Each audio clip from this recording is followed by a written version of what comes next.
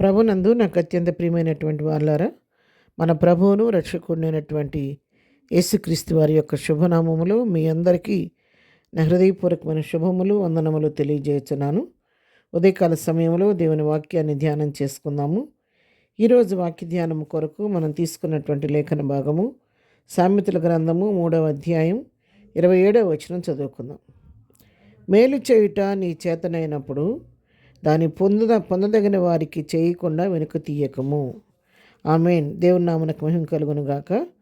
శ్రేష్టమైన మాటలు జ్ఞాని అయిన సొలొమోను ఇక్కడ రాస్తున్నాడు. నీవు మేలు చేయటం నీకు చేతైనప్పుడు, చేయగలిగిన స్తోమత నీ దగ్గర ఉన్నప్పుడు దాన్ని పొందదగిన వారికి చేయకుండా నువ్వు వెనుక తీయొద్దు అని చెప్పి హెచ్చరిస్తూ ఉన్నాడు. అవును ప్రియరా, ఎవరైనా సరే ఎదుటివారికి మేలు చేసే స్వభావాన్ని మనం కలిగి ఉండాలి.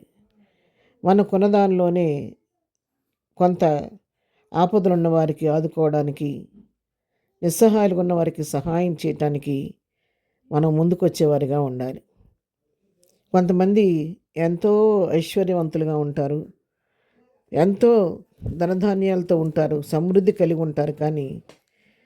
కానీ ఇతరులకి కొంచెం కూడా హెల్ప్ చేసే స్వభావం వారికి ఉండదు. ఆపదలు ఉన్న వారిని చూస్తే వారికి జాలి కనికరం అనేది కలగదు. అయ్యో వీళ్ళు ఆపదలో ఉన్నారు, అపాయంలో ఉన్నారు, వీళ్ళు ఏమిలో ఉన్నారు, వీళ్ళకి చేయి చాపాలి, వీళ్ళకి కొంత సహాయం చేయాలన్న ఆలోచన వారికి ఉండదు. ఎంతసేపు ఇంకా ఇంకా ఇంకా ఇంకా సంపాదించుకోవాలి, కూడబెట్టుకున్న ఆలోచనతో ఉంటారు. కానీ ఎదుటి వారికి కొంత కూడా సహాయం చేయడానికి ఇష్టపడరు. కానీ కొందరు ఉంటారు, వారి జీవితాల్లో మరి విస్తారమైన ధనధాన్యాలు లేకపోయినా, లక్షల డబ్బులు బ్యాంక్ బ్యాలెన్స్ లేకపోయినా, వారి కొన్నదానిలో నుంచే వాళ్ళు పేదవారైనప్పుడు కూడా ఎదుటివారికి సహాయం చేసే మనసు వాళ్ళు కలిగి ఉంటారు. వాళ్ళకు ఉన్నదానిలోనే ఎంతో కొంత ఇతరులకు సహాయపడటానికి, ఆపదలను వారిని ఆదుకోవడానికి వారు ముందు ఉంటారన్నమాట. ఎందుకంటే దేవుడు వారికి ఇచ్చిన మనసు అది. ఆ దయాహృదయం, దాతృత్వం వారి హృదయాల్లో ఉంది కాబట్టి మరి ఆ విధంగా మరి వారు సహాయం చేయడానికి ముందుకి వస్తూ ఉంటారు. అదేవిధంగా మరి ఐశ్వర్యం కలిగి ఉండి కూడా చేయి చాపలేని వాళ్ళు ఒకరైతే, లేమిలో ఉండి కూడా మరొకరికి సహాయం చేయగలిగిన మనసు కలిగిన వారు మరొకరు అనమాట.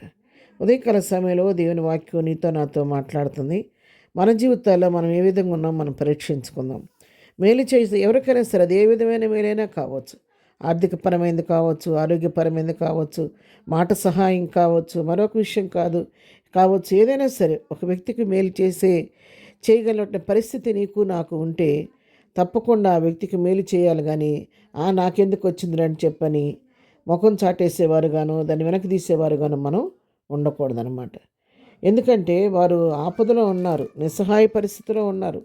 మరి దేవుడు నిన్ను ఉన్నతమైన స్థితిలో పెట్టాడు, నీకు సమృద్ధిని ఇచ్చాడు కాబట్టి, నీకు పలుకుబడిని ఇచ్చాడు కాబట్టి, నీకు ఇచ్చినటువంటి పలుకుబడిని కానీ, ఐశ్వర్యాన్ని కానీ, ధనధాన్యాలను కానీ ఎదుటివారి కొరకు మనం కొంత సహాయం కొరకు ఉపయోగిస్తే ఆశీర్వాదం మన వెంటే ఉండదు, ఎక్కడికి పోతుంది. అది మన పిల్ల తరం ఆశీర్వాదం వెంటే ఉంటుంది. ఎప్పుడైనా మన ఆపదలను వారికి సహాయం చేసినప్పుడు, పేదలకు సహాయం చేసినప్పుడు వారు తమ మనసులో మరి దేవుని కృతజ్ఞతాస్థుతులు చెల్లించడం మాత్రమే కాదు, సహాయం చేసిన నన్ను కూడా వారు మనసారా దీవిస్తారు. దీవించినప్పుడు ఆ దీవెన నీకు నీ బిడ్డలకు ఆశీర్వాదకరంగా అది మారుద్ది. కాబట్టి అటువంటి అలవాటు మనందరం కూడా కలిగి ఉండాలి. మరి సంవత్సరాంతంలోకి వచ్చాము, క్రిస్మస్ మాసం మరి మొదలైంది. ఈ క్రిస్మస్ సీజన్లో కూడా దేవుడు నీకు ఇచ్చిన సమృద్ధిలో నుండి కొంత మనకంటే దీనస్థితిలో ఉన్నవారికి, పేదరికంగా ఉన్నవారికి కొంత నీకున్న దాంట్లో సంతోషంగా ప్రభు యొక్క జన్మదినాన్ని సందర్భంగా దాన్ని ప్రభు యొక్క శుభకార్యాన్ని జ్ఞాపకం చేసుకుంటూ మరి ఆపదలు ఉన్న వారికి, అవసరం వారికి కొంత మనం సహాయం చేయగలిగితే దేవుడు నువ్వు చేసే సత్కార్యాన్ని జ్ఞాపకార్థ పుస్తకంలో రాసుకొని నీకు నీ కుటుంబానికి కావాల్సిన ఆశీర్వాదాన్ని ఇస్తాడు. అటువంటి మనసు ప్రభు మనకందరికీ అనుగ్రహించును గాక. ప్రార్థన. ప్రేమగలిగిన తండ్రి, పరిశుద్ధురాన్ని కొందనాలు. ఉదయకాలం మాకు ఇచ్చిన శ్రేష్టమైన వాక్య భాగాన్ని బట్టి నీ కొందనాలు. మా జీవితాల్లో నాయన మేము ఎదుటి వారికి ఏదైనా సహాయం చేయవలసిన పరిస్థితి వచ్చినప్పుడు వెనుతీయకోకుండా మరి దాతృత్వ హృదయంతో, దయగలిగిన హృదయంతో, కనికర మనసుతో ఎదుటివారికి సహాయం చేసే మనసు నాకు మాకు అందరికీ దయచేయండి. ఏదైనా మేము చేయ పనిపాట్లో తోడుగా ఉండండి. ఏదైనా మేము చేస్తున్న ప్రయాణాల్లో రాకపోకలో క్షేమం కలుగు చేయండి. ఏదైనా బర్త్డే మ్యారేజ్ చేసుకున్న వాళ్ళని దీవించండి, ఆశీర్వదించండి.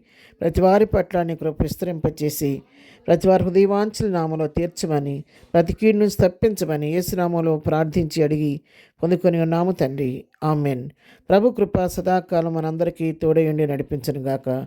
ఆమెన్. ప్రియులారా, మీరందరూ మానక నా కొరకు, నా పరిచర్య కొరకు ప్రార్థన చేయండి.